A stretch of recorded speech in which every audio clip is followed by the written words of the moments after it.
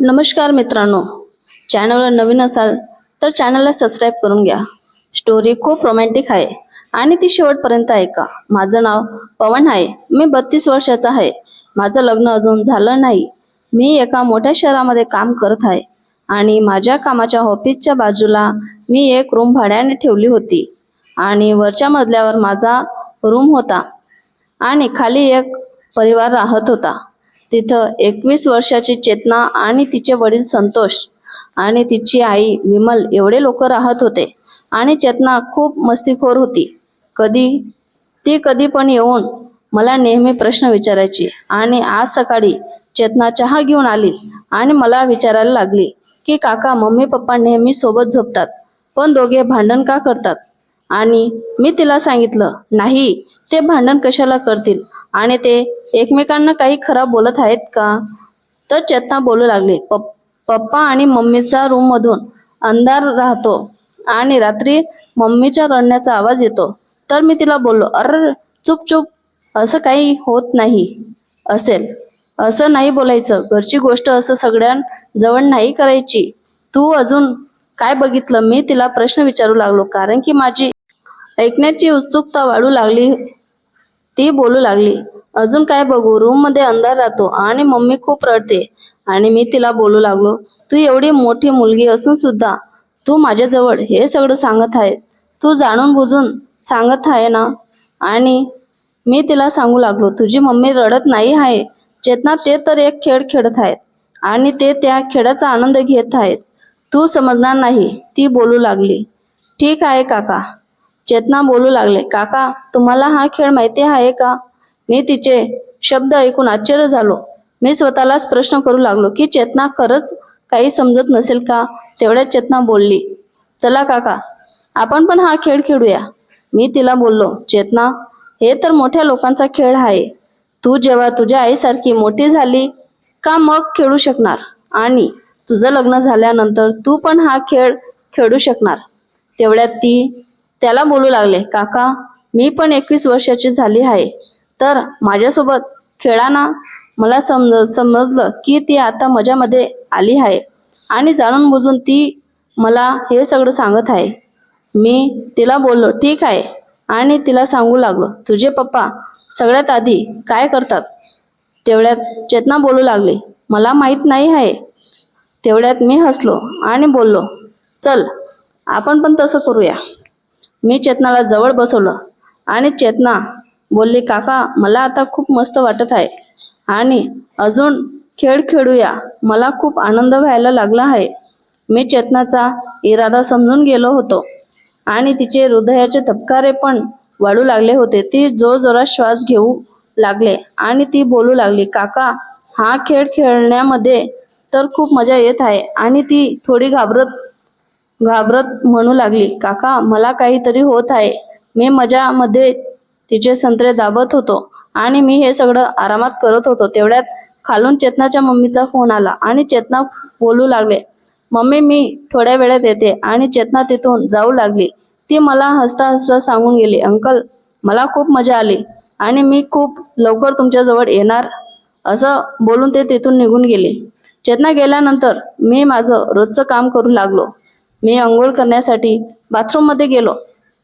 अंघोळ झाल्यानंतर मी लगेच रुमाल लावून बाहेर आलो। मी बघितलं चेतनाची मम्मी विमल वहिनी माझ्या रूम मध्ये बसली होती, माझ्याकडे मोठे डोळे करून बघू लागले आणि वहिनी बोलू लागले, तुम्ही जेवण करून जायचं, मी जेवणाचं तयार केलं आहे।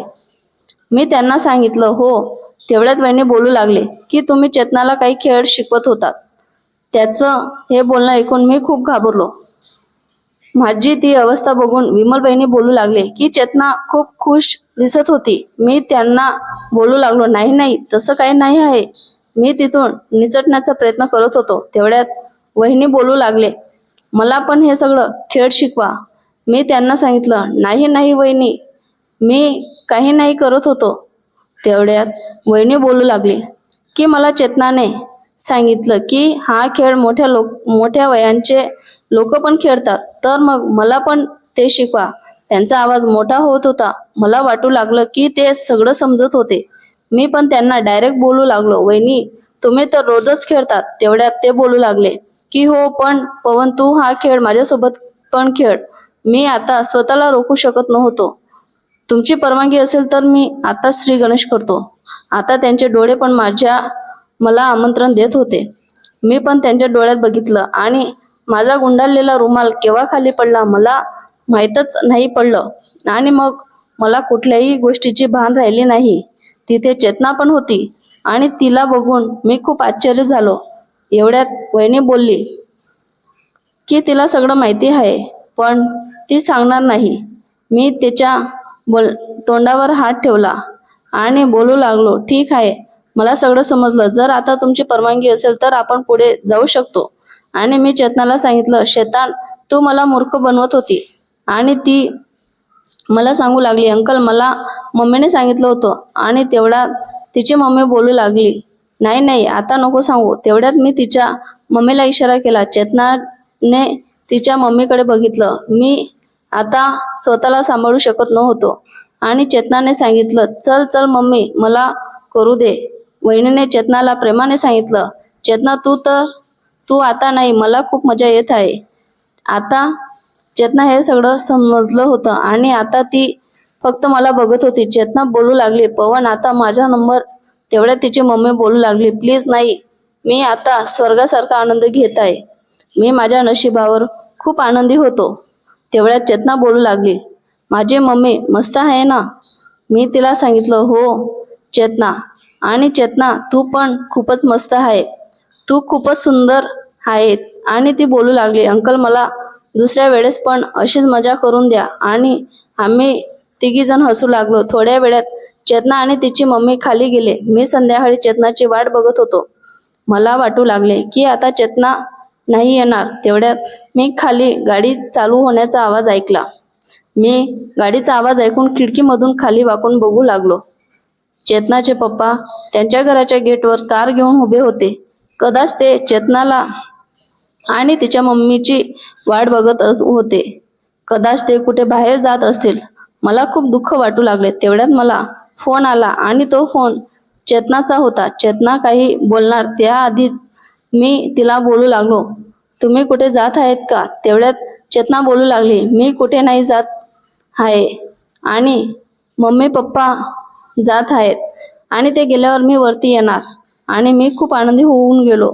आणि तिच्या मम्मीने मला त्यांच्या घरावर लक्ष ठेवायला सांगितलं. आम्ही बाजारामध्ये जात आहेत, थोडा उशीर होईल तर तुम्ही आमच्या घरावर लक्ष ठेवा. आणि तिथून कार निघून गेली. आणि थोड्या वेळात चेतना वरती आली आणि ती बोलू लागली, काका मी इथे आहे.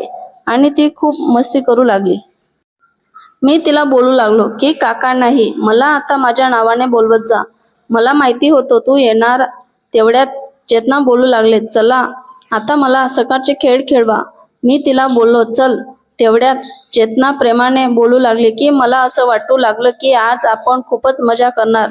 मी चेतनाला सांगू लागलो की मी काय करू आता. चेतनाने सांगितलं, तुम्ही आता माझे पप्पासारखे खेळ खेळा. मी तिला बोललो, ठीक आहे. चेतना खूप आनंदी झाली आणि ती बोलू लागली, आता तुम्ही जल्दी खेळ चालू करा. आणि मग आम्ही तो सगळा खेळ खेळला आणि मग मला खूप घाम आला आणि मग आम्ही तयार होऊन गप्पा मारत बसलो. आणि जेव्हा पण आम्हाला टाइम भेटायचा तेव्हा आम्ही हा खेळ खेळायचो. तर मित्रांनो, चॅनलला नक्की सबस्क्राईब करा, तुम्हाला अशी नवनवीन स्टोरी ऐकायला भेटणार. तर मित्रांनो, आजच्या स्टोरीमध्ये एवढं. भेटूया उद्या एक नवीन स्टोरीमध्ये. तोपर्यंत चॅनलला सबस्क्राईब आणि शेअर करायला विसरू नका. आणि स्टोरी पूर्ण ऐकल्याबद्दल तुमचे खूप खूप आभार.